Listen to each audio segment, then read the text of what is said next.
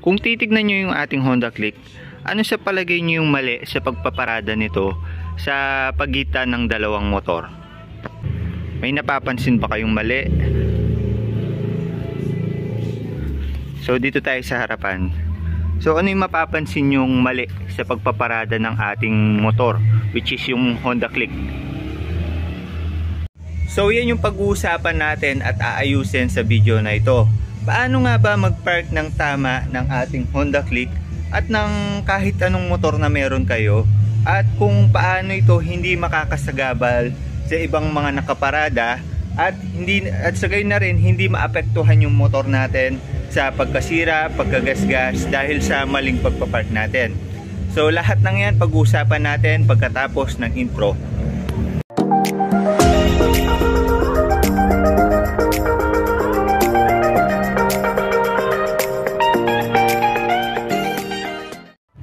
So yung unang mali na mapapansin natin agad-agad dito is itong part na to, boss.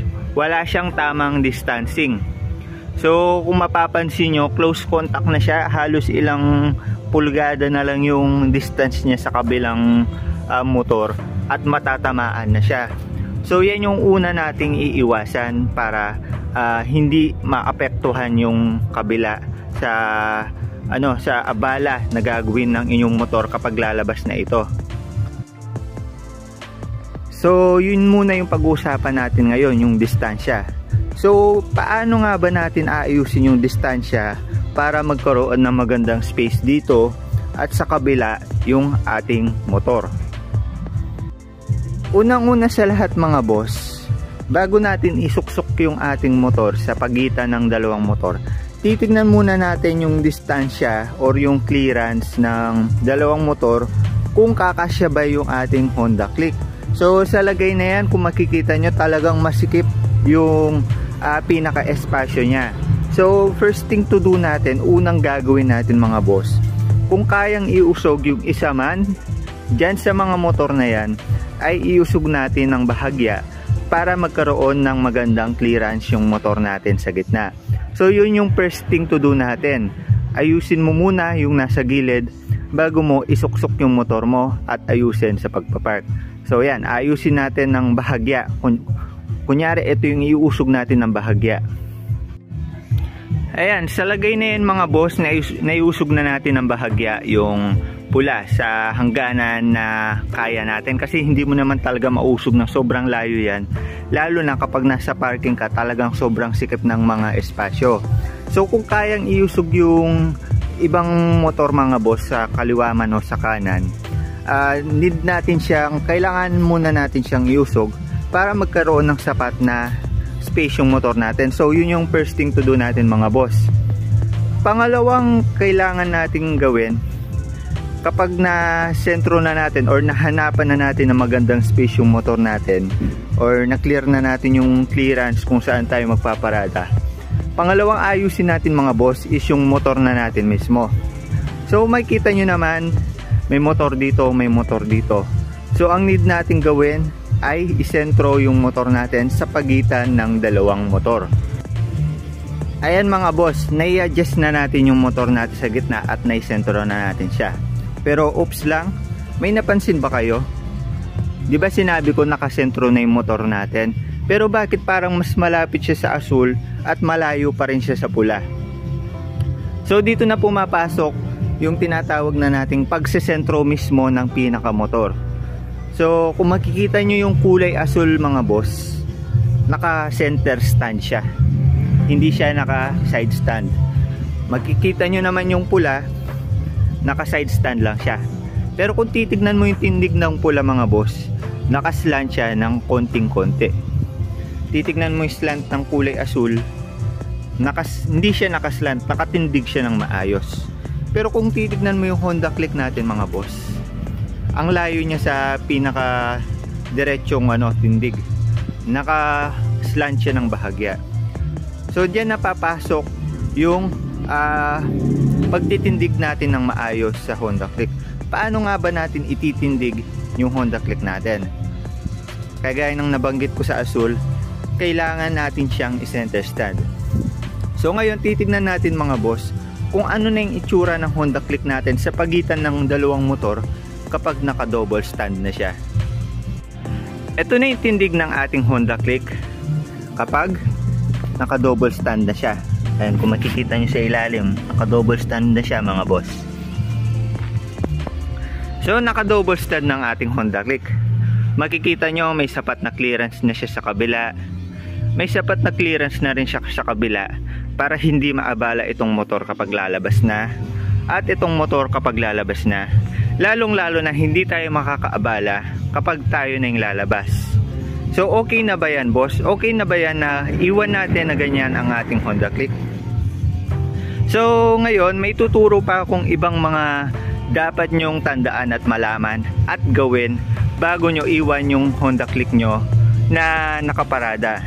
So bukod sa pagsesentro, paghanap ng magandang clearance, meron pa tayong ituturong maliit na detalye mga boss na makakatulong sa inyo para maging efficient yung pagpapark nyo sa motor, lalo na kung lalayo kayo sa mismong motor nyo. Siyempre malayo yung pupuntahan nyo, malayo pa yung lalakaran nyo. Susunod na dapat nyong malaman mga boss, kung makikita nyo nakatindig na ng maayos yung Honda Click natin, pero meron pa siyang tinatawag na mga sagabal. Kung makikita niyo dito, footstep ng back ride nakataas pa. So basically need lang natin itaas yan. Para saan? Para kapag lumalabas itong nagpa-park dito, hindi tumama yung paa niya dito sa footstep. So yan, kailangan lang natin itaas ito at itaas ito. Pangalawa, kailangan din nakataas to. So yan, makikita nyo wala nang sagabal sa side, pantay na siya. Ano pa yung dapat nyong malaman mga bossing? So sa motor, mas maganda na nakatagilid itong manibela. Bakit? Isa rin to sa sumasagabal dito sa kabila. So kung makikita nyo kung pantay yung clearance yan mga bossing, ang layong, may parang lumapit yung distance niya sa kabila, lumapit din yung distance niya sa kabila. So need nyong gawin or dapat malaman sa susunod, kailangan nyong ganyan. So dual purpose yan mga bossing, kaya may ganyan tayo. Kasi kung malalaman nyo, may tinatawag na paglalak sa motor yung susian natin, or ilalak yung leeg para hindi magalaw. So kung hindi nyo pa ito alam mga bossing, kailangan nyo lang itutok dito sa sa may susi yung lock. Ibig sabihin yan, hindi nito magagalaw. So kasabay ng pag-lock natin mga bossing, kung papansinin nyo kusang nag-lock itong lock ng susian natin. Yan yung isa sa features ni Honda Click na mag-auto lock siya kapag nilock mo yung leeg ng motor natin.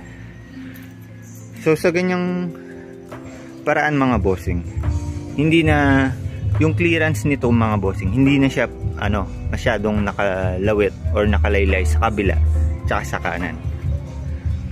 Ayan, kung titignan nyo. Susunod na dapat nyo malaman mga bossing, baka hindi nyo pa alam to. Itong park lock natin, nandito siya sa bandang kaliwa handle, kaliwete.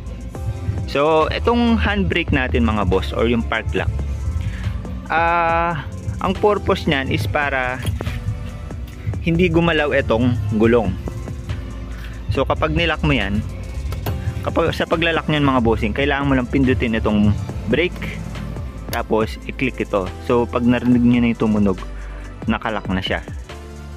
So kung titignan nyo, hindi nyo na magagalaw itong gulong. Ang purpose nun mga bossing, para ma-secure na hindi talaga gagalawin yung motor mo in case man na ililipat yung motor mo or nakasagabal siya. Ang mga na to boss, yung mga tinuro ko is kapag gusto nyong i-secure yung motor nyo para hindi magalaw ng kaliwa o ng kanan o ng kahit sino mang motor. So yung parang ito mga bossing, ginagawa ko especially sa parking parking space talaga ng isang establishment. Kumbaga, kahit sino walang gagalaw sa motor mo dahil gusto mo siyang i-secure. Pero paano naman kung sa supermarket, sa mga lugar na kailangan medyo galawin yung motor mo para makalabas yung iba? May mga ganong instances kasi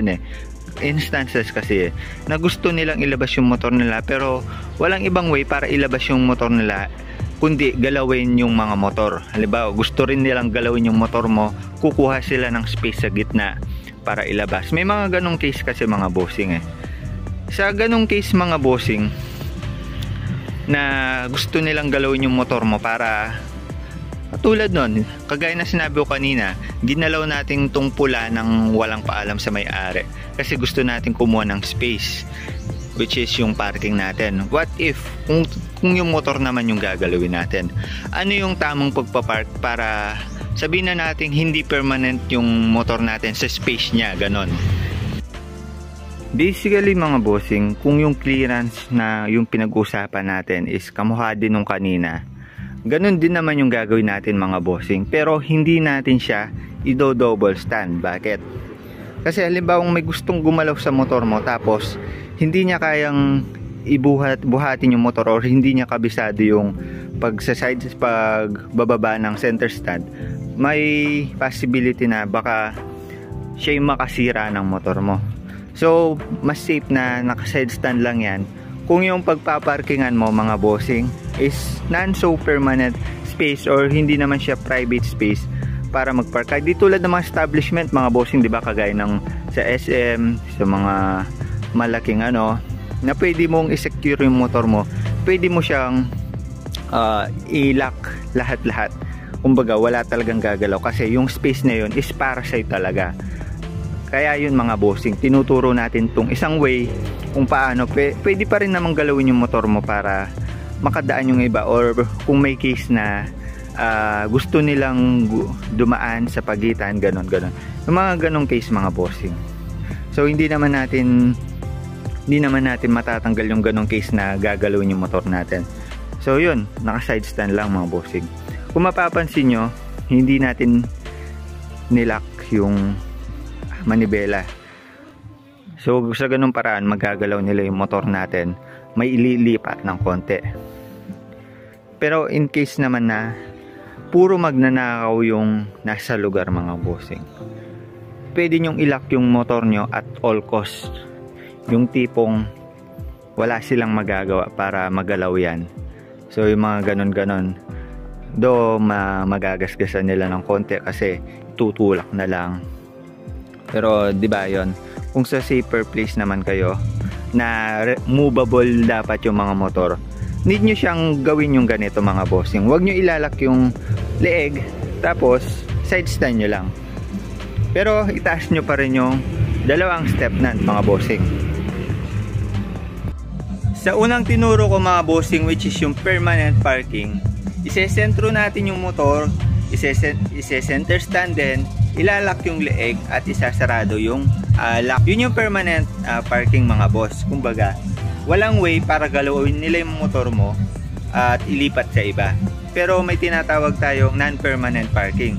Ibig sabihin nito, may tendency na ilipat yung motor mo dahil nasa complicated area siya kung saan pwede nila itong galawin at iusog ng konti.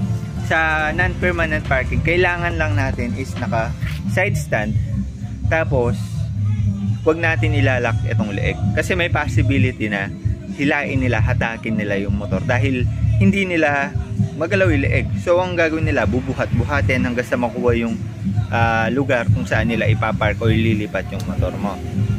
So yun yung mga dapat nating tandaan kapag nagpapark tayo. Titingnan natin kung ipe-permanent lock ba natin yung motor natin, permanent place or non-permanent place. At tandaan na rin natin yung mga safety feature kagaya ng pag maniobra kung saang anggulo hindi tatama yung motor natin sa kabila, at pagtatanggal ng obstruction kagaya ng apakan ng backride natin. So yun yung mga bagay-bagay na dapat nating malaman mga boss. Sana nakatulong ito sa pagpapark nyo sa kung saan-saan mang lugar. Sana may naintindihan kayo para malaman nyo yung concept kung paano ba dapat mag-park at ano yung mga kailangan natin malaman sa pagpapark. So again, this is Tonski TV na nagsasabing, the more you click, the more you know. Tonski TV, usapang parking. Let's go!